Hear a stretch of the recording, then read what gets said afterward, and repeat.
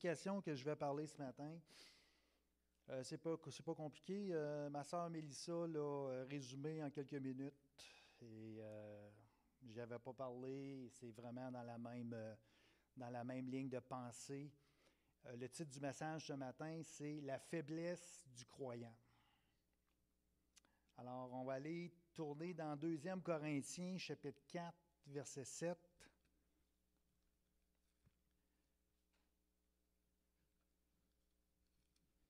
2 Corinthiens, chapitre 4.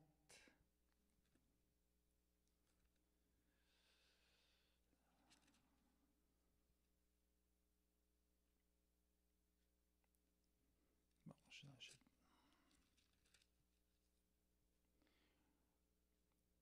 Où il est dit, « Nous portons ce trésor dans des vases de terre afin que cette grande puissance soit attribuée à Dieu et non pas à nous. » Nous portons ce trésor dans des vases de terre afin que cette grande puissance soit attribuée à Dieu et pas à nous. Alors, la vieille expression, on dit le vieil adage, expression, qui dit que selon lequel on ne peut juger de la valeur d'une chose par son emballage, est certainement vrai des chrétiens. Comme un trésor inestimable enterré dans la terre, une perle précieuse cachée dans une huître hideuse, l'enveloppe humaine ne reflète pas la valeur de l'Évangile qu'elle renferme. Alors, Paul parle ici d'un contraste étonnant entre la gloire de Dieu en Christ et les vases faibles et imparfaits que nous sommes en tant que chrétiens. Alors, Paul communique cette vérité non seulement en énonçant un principe, mais aussi en donnant un exemple de sa personne. Lorsque Paul a écrit dans le deuxième épître aux Corinthiens, je vais vous donner le contexte, il faisait l'objet d'attaques féroces à Corinthe, dans l'Église de Corinthe. Il y avait de faux apôtres qui s'étaient infiltrés dans l'Église, qui attaquaient Paul. Et ces faux apôtres-là voulaient détruire sa crédibilité apostolique aux yeux de l'Église de Corinthe. Puis ils ont lancé une attaque contre le caractère de Paul, le ministère de Paul et même l'apparence de Paul. Parce qu'on sait que Paul est un homme petit. On dit qu'il n'avait aucune beauté, avec une problématique aux yeux, très faible en apparence, pas tellement impressionnant, ni un grand orateur, en quelque sorte un homme très, très simple. Alors, ce sont des attaques virulentes qui détournaient les gens de l'Église de la vérité au profit de mensonges naturellement venant de l'ennemi. Et ces faux apôtres-là arrivaient avec des attaques contre Paul, puis à cause de ça, les gens rejetaient le message de l'Évangile. Et Paul n'avait pas le choix de se défendre contre leur attaque, pourquoi? Parce que pour que l'Église demeure dans la vérité, et il ne voulait pas que les faux enseignants réussissent à le discréditer parce qu'ils pourraient le remplacer. Parce que Paul faisait office d'autorité à Corinthe. Alors, Paul ne voulait pas que ces faux enseignants-là arrivent et prennent sa place. Il voulait défendre sa cause, mais pas avec une attitude orgueilleuse, tout en restant humble.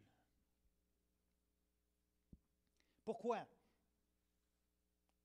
Parce que, premièrement, nul n'était aussi conscient de ses manquements que lui-même. Paul était constamment étonné d'être dans le ministère.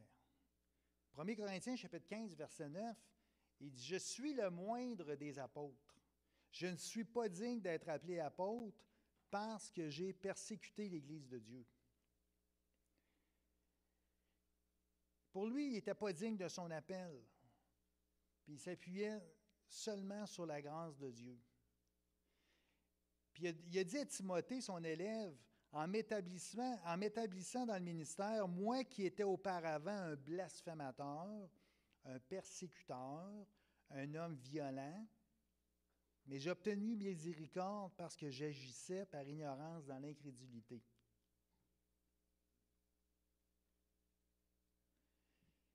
Et ça nous montre que souvent, les gens qui sont dans le ministère, je fais un parallèle en passant, que souvent les gens qui sont dans le ministère, les gens, surtout les leaders d'église, les prédicateurs, les pasteurs, soyez pas surpris que la plupart de ces gens-là n'ont jamais pensé à être dans le ministère, un peu comme l'apôtre Paul. Ce sont des gens qui ont été appelés par le Seigneur. Et je m'étonne tout le temps, chaque fois que je prêche devant l'Assemblée, puis je me dis, Seigneur, qu'est-ce que je fais ici? Et c'est seulement par la grâce de Dieu, c'est seulement par l'appel de Dieu que je peux être capable, je peux être ici puis prêcher l'Évangile. Un peu comme l'apôtre Paul. Et Paul avait un problème, mais il voulait défendre l'Évangile. Mais il ne voulait pas se placer sur un piédestal non plus. Alors, ce qu'il a fait, c'est au lieu de nier les allégations de ces faux prophètes, selon lesquels il était faible, il était imparfait, lui, il a reviré la situation, puis comme on dit, il les a embrassés. Alors, il s'est servi de l'analogie d'un trésor précieux, conservé dans des vases de terre, pour montrer ses imperfections, en contraste avec la gloire éclatante de l'Évangile. De toute façon, Dieu ne peut pas utiliser des gens parfaits. Sinon, il n'y aurait personne dans le ministère. On est d'accord? On se rappelle qu'Élie avait confronté avec assurance des centaines de faux prophètes au nom du Dieu d'Israël. Et ensuite, dans le doute et dans la crainte, il s'était enfui. Et Paul dit, nous partageons, dans le verset qu'on a vu tout à l'heure, nous partageons ce trésor, le message glorieux de l'Évangile. Il dit, c'est un trésor. Un trésor d'une valeur inestimable. Pourquoi? Parce que Christ est caché dans ce trésor. Un trésor de sagesse et de connaissance qui nous affranchit du péché et de la mort. Et quand j'ai lu ça, ça m'a rappelé quand je suis allé à Rome et je suis allé au Vatican. Et quand on parle de trésor, je pense tout le temps au Vatican. Pourquoi? Parce que, justement, les trésors qu'il y a au Vatican, on parle des trésors inestimables. On parle non seulement des hectares et des hectares de terrain par des appartements, des musées, des jardins, la basilique Saint-Pierre, qui est un chef-d'œuvre. On parle d'université pontificale. On parle de plusieurs centaines de propriétés qui appartiennent au Vatican, à Rome. On dit que c'est le premier empire immobilier à Rome, et même propriétaire de plusieurs terrains, partout dans le monde, un patrimoine immobilier, des milliers d'immeubles à travers dans le monde, des milliards dans le compte de banque, malgré que ça fait beaucoup l'objet parce qu'il n'y a rien tout est secret. On parle de la plus grosse réserve d'or. Une des plus grosses réserves d'or au monde se trouve au Vatican, d'une valeur on dit de 130 milliards. Mais plus que ça, plus que des revenus, plus que de l'argent, mais des œuvres d'art, qu'on dit que c'est des valeurs inestimables. Au Vatican, vous allez le musée du Vatican, on parle de 70 000 œuvres, mais ils en ont mis seulement peut-être 20, 25 000, 30 000. Et quand je suis allé là, comment que c'est extraordinaire, la chapelle Sixtine, Seulement la bibliothèque du Vatican, qui est donc accessible, qui a des archives, qui a des documents qui n'ont jamais été révélés. Alors, quand on parle de trésors, des trésors du Vatican, c'est extraordinaire au point de vue historique. On ne peut pas chiffrer la valeur du Vatican. Alors, quand on parle de trésors, mais voyez-vous le trésor que Paul parle ici, le trésor de Christ, l'Évangile, l'affranchissement du péché, l'affranchissement de la mort. Puis étonnamment, ce trésor qui est l'Évangile se trouve dans des vases de terre. De l'argile cuite, de la poterie. De l'argile humide qui est formée à partir d'une tour de poterie. Je ne connais pas tellement ça, mais puis une fois que c'est cuit, le vase devient utilisable. Avec des vases qui sont uniques. De simples petits morceaux de vase.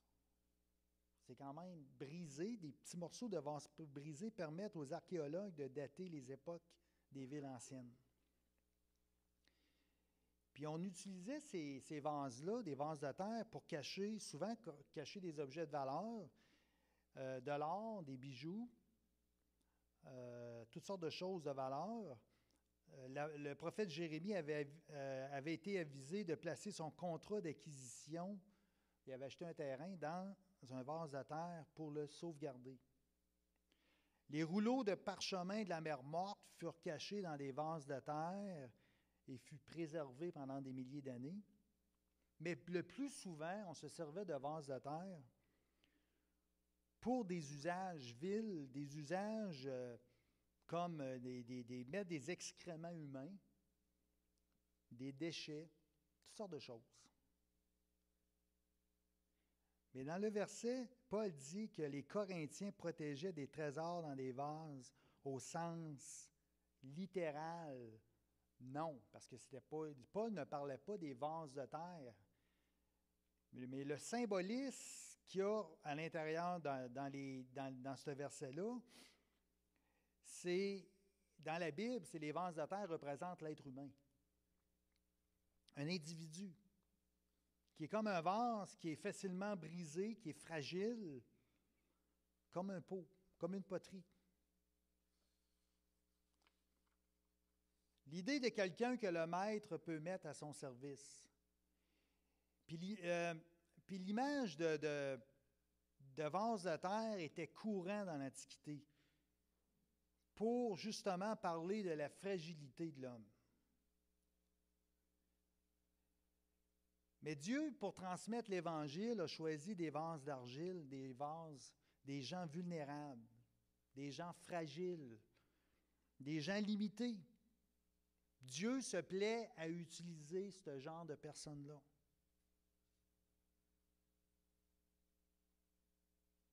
Et Paul va dire, nous n'osons pas nous égaler ou nous comparer à quelqu'un de ceux qui se recommandent eux-mêmes. En voulant dire, il dit, je ne me compare même pas à ceux qui se recommandent. Il dit, je ne suis pas là. Je ne veux pas m'évaluer en fonction de plusieurs critères. Parce qu'il dit, celui qui se glorifie doit se glorifier dans le Seigneur. Et Paul va aller plus loin, il va dire, considérez, frères, que parmi vous qui avez été appelés, il n'y a ni beaucoup de sages selon la chair, ni beaucoup de puissants, ni beaucoup de nobles, mais Dieu a choisi les choses folles du monde pour confondre les sages.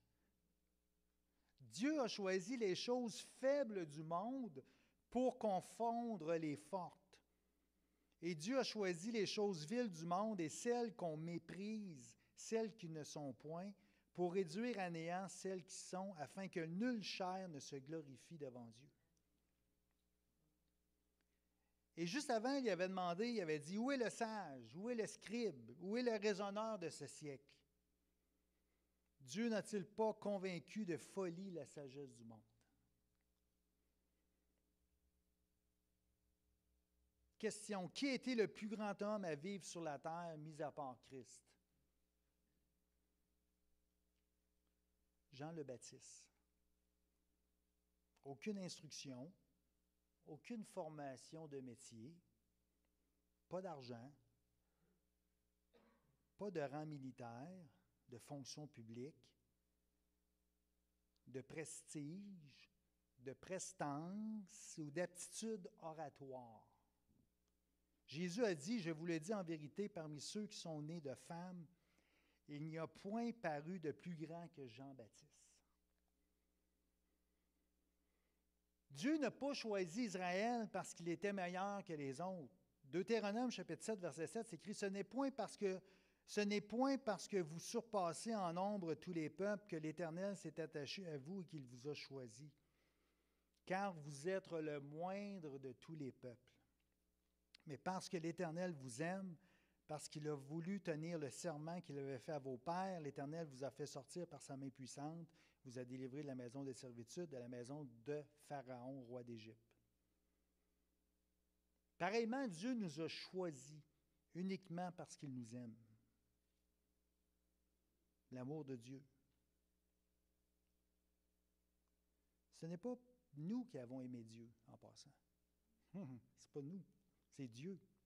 C'est Dieu qui nous aime. C'est l'amour de Dieu qui a été premier.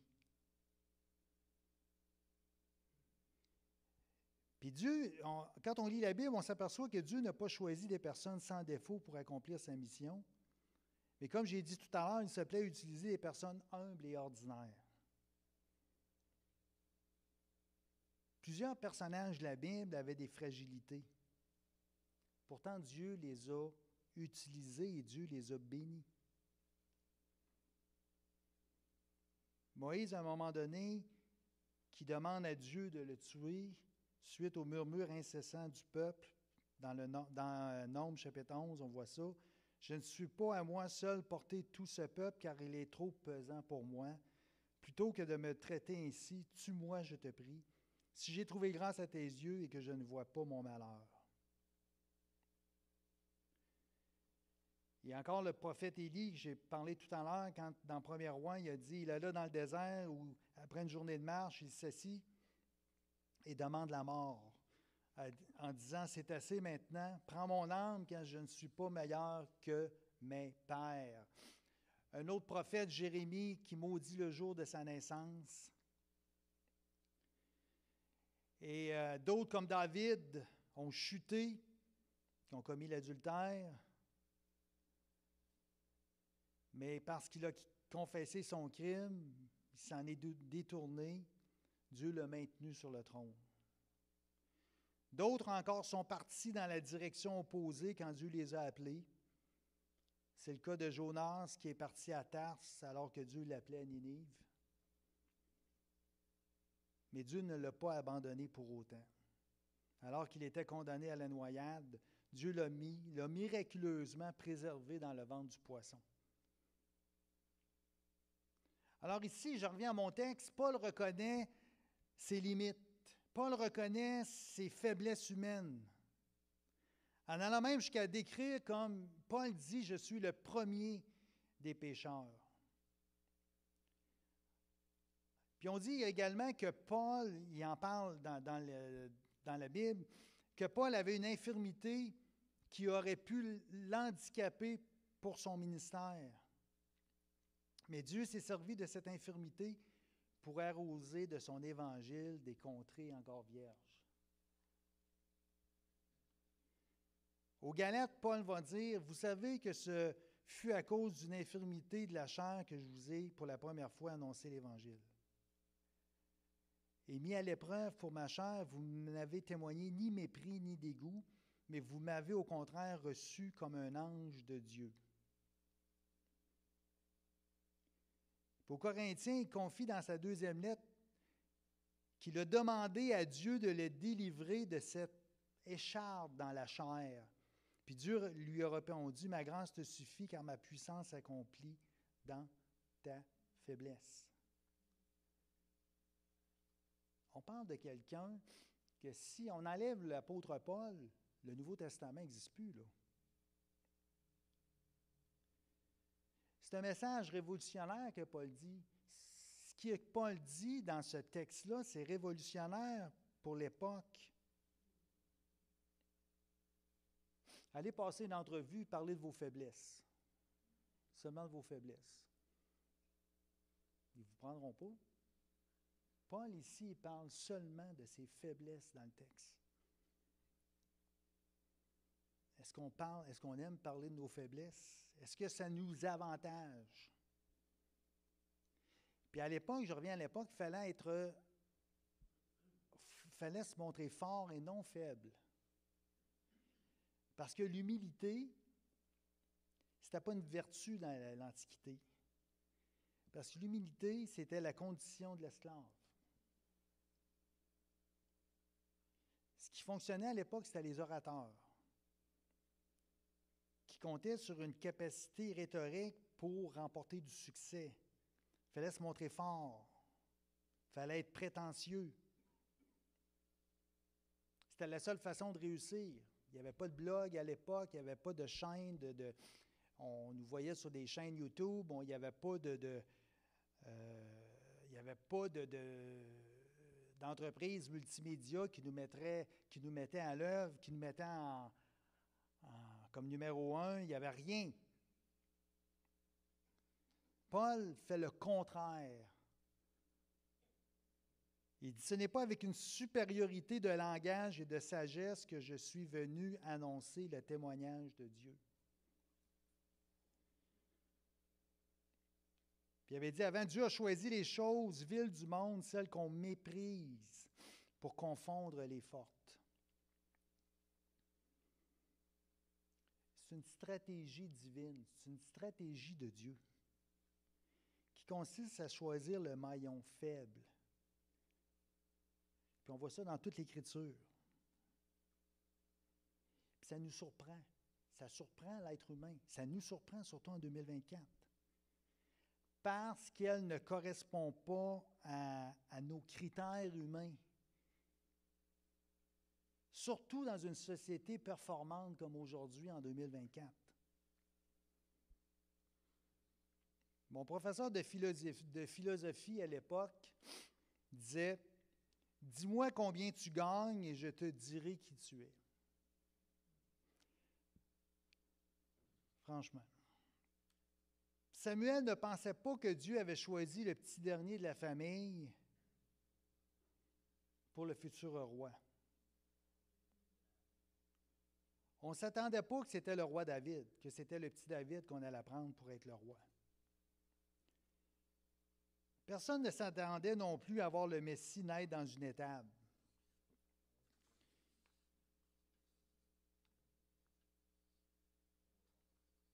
Puis que ce soit des bergers en plus qui voient le Messie en premier, parce que les bergers n'avaient pas une bonne presse à l'époque. Et encore aujourd'hui, l'histoire d'un homme à l'apparence ordinaire, mort sur une croix, amène bien des gens à considérer Jésus comme quelqu'un qui ne peut pas amener des calamités sur la terre, à établir son royaume et à juger l'humanité. Les gens, ils ne sont pas capables de s'imaginer ça. Pourquoi? C'est le petit Jésus.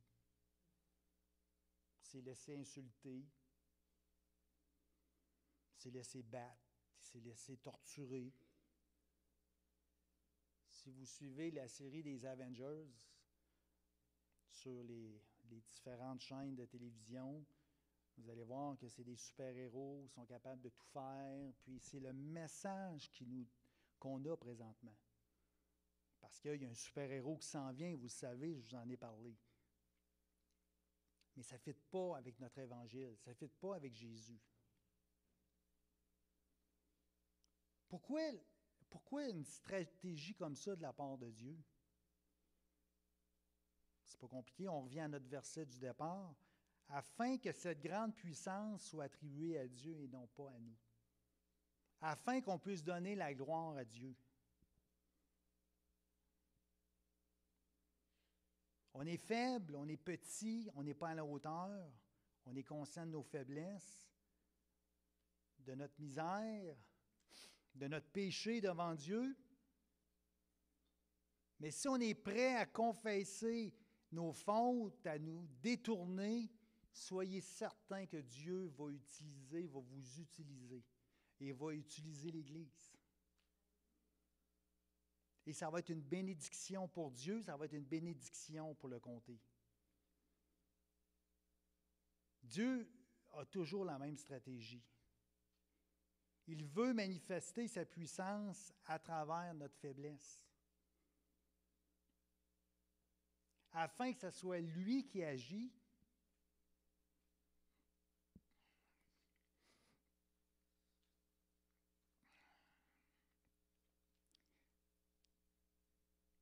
C'est très spirituel. Dieu n'attend pas qu'on soit fort.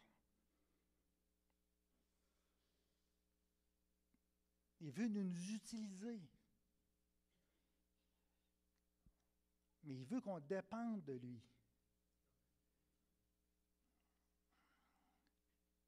Mais pour être dépendant de Dieu,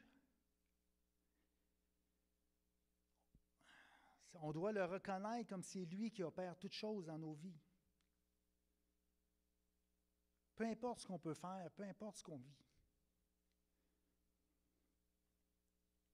Et Dieu va utiliser des épreuves dans nos vies.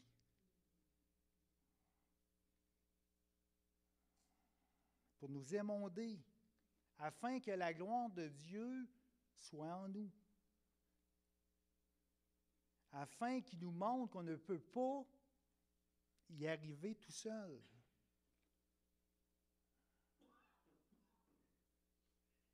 Oui, Dieu va mettre des épreuves qu'on va traverser, mais c'est un chemin que Dieu va utiliser afin qu'on puisse le voir à l'œuvre dans nos vies. Paul, encore là, qu'est-ce que Paul dit? J'ai travaillé davantage, j'ai été plus souvent en prison, j'ai essuyé infiniment plus de coups. Plus souvent, j'ai vu la mort de près. 5 fois, j'ai reçu des Juifs, les 40 coups moins 1. 3 fois, j'ai été fouetté, 1 fois lapidé, j'ai fait 3 naufrages. J'ai passé 1 jour et 1 nuit dans la mer. Souvent en voyage, j'ai été en danger au passage des fleuves, en danger dans des régions infestées de brigands, en danger à cause des Juifs, mes compatriotes, en danger à cause des païens, en danger dans des villes. Bref, il n'y a rien qui n'a pas vécu. Mais à travers ça, Paul a vu la main de Dieu.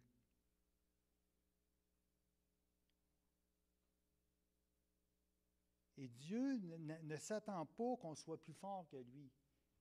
Dieu ne s'attend pas qu'on traverse les épreuves sans lui.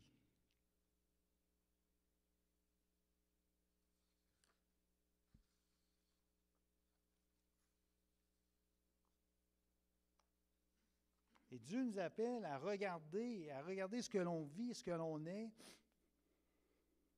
et de voir qu'on n'est pas souvent à la hauteur, à regarder nos limites, mais qu'il puisse agir en nous.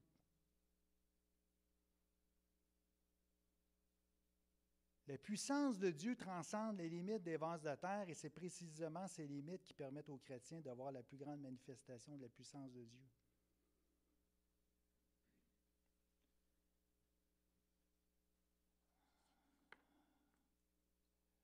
Supposons, c'est une supposition, c'est fictif. Prenez-les pas à la lettre. Je dis ça parce que souvent ma femme me dit que mes histoires ou mes illustrations ne sont pas à propos. Mais là, c'est fictif. Dieu vous a choisi pour recréer son plan pour l'humanité. Alors, il vous demande de choisir des gens, des personnages pour refaire le cours de l'histoire. Alors, c'est vous qui êtes en charge. Là, il y a des gens devant vous. Vous devez choisir des personnes pour justement recréer l'histoire de la Bible, l'histoire de l'humanité. Puis vous devez choisir des gens susceptibles de jouer un rôle central dans le plan de Dieu. Alors, vous les passez en entrevue et ils s'ouvrent à vous, ils partagent leurs secrets, qu'est-ce qu'ils sont. Pourtant, il y a des personnes que vous hésitez. Vous rencontrez des personnes, puis là, vous hésitez sur ces personnes-là. Entre autres, on vous dit qu'après une nuit de forte consommation d'alcool, il a été agressé sexuellement par l'un de ses propres fils. Quand même. Un autre confesse avoir donné sa femme à un autre homme avec qui dormir. Encore un autre qui complote avec sa maîtresse pour tuer son mari. Un autre vous parle qui a assassiné un homme qui est toujours en fuite de la loi. Une femme vous parle qu'elle est une prostituée. Un autre vous parle et vous dit qu'il a un mode de vie marqué par la violence. Il a même tué des gens pour impressionner une petite amie et son futur beau-père. On va rendu loin, là. Encore un autre qui avoue qu'il a trompé son frère de son héritage, qu'il est un menteur de renom. Que faites-vous? Pourriez-vous les utiliser pour le plan de Dieu? La réponse est oui. Je l'espère que ce sont les héros de la foi décrits dans Hébreux 11. Noé est l'homme qui s'est enivré et a été agressé sexuellement. Abraham est l'homme qui a donné sa femme pour coucher avec un autre. David est celui qui a comploté pour faire tuer le mari de sa maîtresse. Moïse est celui qui a assassiné un Égyptien et n'a jamais été amené devant une cour de justice et à rendre compte de quoi que ce soit. Rahab était la prostituée. Samson est l'homme dont la vie a été marquée par la violence et qui a tué pour impressionner sa petite amie. Et Jacob est la personne qui a trompé son frère de son héritage. Les Écritures montrent que Dieu a utilisé des personnes comme ça. Des personnes imparfaites, très imparfaites. C'est un paradoxe. C'est un paradoxe frappant entre la puissance de Dieu et la faiblesse humaine, qui montre d'autant plus clairement que l'Évangile n'est pas le produit de l'ingéniosité humaine. Ce n'est pas ni une découverte ingénieuse d'une intelligence humaine, ni d'une idée lumineuse de quelques génies exceptionnels, mais une révélation de la puissance de Dieu, une révélation de Dieu, d'un Dieu qui est souverain. Pourquoi? Parce que le monde est rempli de personnes trop éprises de leur propre intelligence, de leur propre importance. Il y a du monde qui sont très importants, et de leur propre capacité pour que Dieu se serve d'elles. Ils sont trop bons. Dieu ne peut pas se servir de ces gens-là. Puis à l'époque, quand Dieu a choisi les hommes par qui il donnerait sa parole sur le monde, il n'a pas choisi les érudits d'Alexandrie. Il n'a pas pris les philosophes d'Athènes, les orateurs éloquents de Rome, ni les chefs religieux juifs. Pourtant, il y avait des gens instruits à l'époque, mais il les a tous ignorés au profit de qui? De simples pécheurs galiléens comme Pierre, Jean, Jacques et André, des traîtres méprisés comme Matthieu, le collecteur d'impôts, des hommes peu connus comme Philippe et Marc,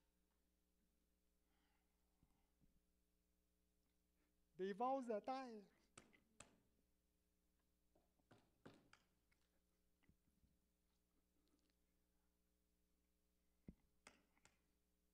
Alors, arrête!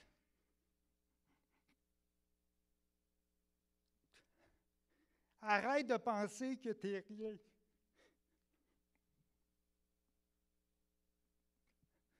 Arrête de penser que tu as vécu des choses difficiles dans la vie. Parce que peut-être tu es victime de de parents irresponsables, de gens mal intentionnés à ton égard. Peut-être que tu es tombé dans une addiction.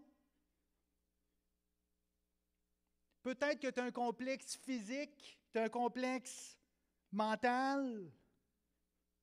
Bref, des circonstances qu'on peut souvent attribuer à Dieu, mais qui est le résultat du péché, de la déchéance humaine, de l'humanité qui est déchue, qui est pervertie. Tu n'es pas responsable de ces circonstances. Mais Dieu, à travers ce que tu as vécu, t'a aimé et t'a transporté dans le royaume du Fils de son amour. Puis peu importe ce que tu vis présentement, ce que tu as vécu ou ce que tu vis, mais ce que tu as vécu, c'est le passé. Comme l'apôtre Paul dit, c'est de la boue. Tu es une nouvelle créature en Jésus-Christ.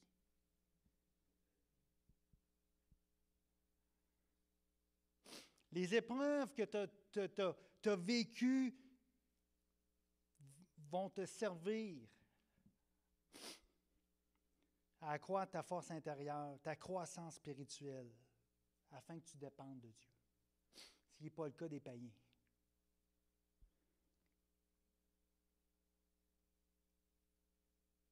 C'est dans la faiblesse.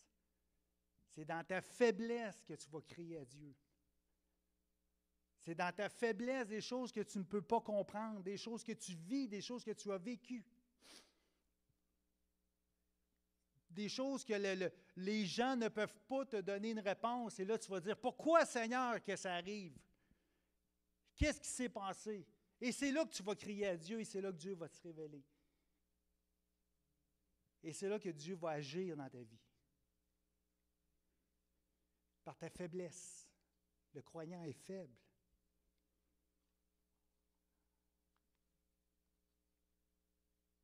À cause de ton élection. Et à cause de ton élection, à cause des élus, voyez-vous, vous savez en passant que Dieu a arrêté la chronologie du temps pour les élus. Dieu a arrêté sa chronologie pour toi, pour moi, pour l'Église. J'en ai pas parlé dans Daniel, quand on parle des 70 semaines de l'Église. Les 70 semaines de Daniel, il y a un temps pour les nations, j'en ai parlé un petit peu, un temps pour les Juifs, pour qu'ils puissent se repentir. Mais quand on calcule les 70 semaines, il manque 2000 ans. Ça ne fonctionne pas. Pourquoi? Parce que Dieu a arrêté la chronologie. Aussitôt que l'Église a été formée, aussitôt que Dieu est mort, que Jésus est mort sur la croix, Dieu a été formé, le temps a arrêté. Le temps chronologique, le temps chronos. Et c'est le temps kairos, qui est le temps de Dieu qui est embarqué. Et c'est pour ça qu'on ne sera pas dans les tribulations, parce qu'aussitôt que les tribulations vont commencer, le temps kairos va arrêter, le temps céleste va arrêter, et la dernière semaine prophétique de Daniel va continuer. Mais il y a un temps qui ne compte pas présentement. Il y a un temps chronologique qui ne compte pas, que les gens ne savent même pas. C'est le temps de Dieu, c'est ce temps-là. On est là présentement. C'est un temps de Dieu pour son Église, pour ses élus. Pourquoi? Parce que vous êtes dans un autre monde, vous êtes dans le spirituel, vous êtes dans un autre royaume. Dieu vous a transporté dans un autre royaume. Vous n'avez plus vraiment à rendre compte pour ce qui se passe présentement, pour les choses charnelles, pour les choses qui se passent pour les nations. Vous êtes un peuple spirituel, tu es une personne spirituelle. Tu appartiens à Dieu. Ce qui est passé est passé. Toute nouvelle chose est en Jésus-Christ et pour la gloire à venir. Ésaïe chapitre 40, verset 29, il donne de la force à celui qui est fatigué. Il augmente la vigueur de celui qui tombe en défaillance. Les adolescents se fatiguent et se lassent, et les jeunes hommes chancellent. Mais ceux qui se confient en l'Éternel renouvellent leur force. Ils prennent le vol comme les aigles. Ils courent et ne se lassent point. Ils marchent et ne se fatiguent point. Frères et sœurs, Paul était un vase de terre, comme vous, comme moi. Le but de l'apôtre n'a jamais été son propre confort, ni sa propre réputation ou sa popularité. Le but de l'apôtre Paul était de donner la gloire à Dieu. Il n'a pas marché avec ses capacités, il n'a pas marché avec ses aptitudes, seulement par son caractère spirituel. Et frères et sœurs, c'est ça qu'on doit faire. D'oublier les choses passées, d'oublier les choses et d'aller avec le nouveau, ce que Dieu nous a placé, les aptitudes que Dieu nous a placées en nous. Paul était humble, Paul était dévoué, Paul portait beaucoup de fruits, Paul était fidèle, rempli d'espoir, d'action, de grâce. Paul était prêt à servir le Seigneur. Paul était prêt à prendre ce que Dieu lui avait donné comme qualité, comme don, pour le mettre au service de l'Église. Mais une chose est claire, Paul était constamment dans un état de faiblesse. Ce qu'on appelle la faiblesse du croyant. Paul-André, je suis faible. Oui, tu es faible. Tu es faible dans la chair. Mais tu es fort spirituel. Spirituellement, tu es fort. Ça ne paraît pas. Mais un jour, la Bible dit que les nations vont se prosterner à tes genoux, à tes pieds. Dans un constat de faiblesse. Alors, frères et sœurs, peu importe ce que vous vivez, peu importe ce que vous... Et je peux comprendre, ce n'est pas toujours facile, mais mettez votre confiance, votre espérance en Dieu. Et vous allez voir que Dieu va vous utiliser, Dieu va être avec vous. Et l'Église, c'est la même chose. Une Église qui est forte, c'est une Église qui est faible. Pas spirituellement. Mais c'est une Église qui crie à Dieu. Les Églises les plus spirituelles, les plus fortes spirituellement, sont des Églises persécutées. Parce qu'ils marchent à genoux.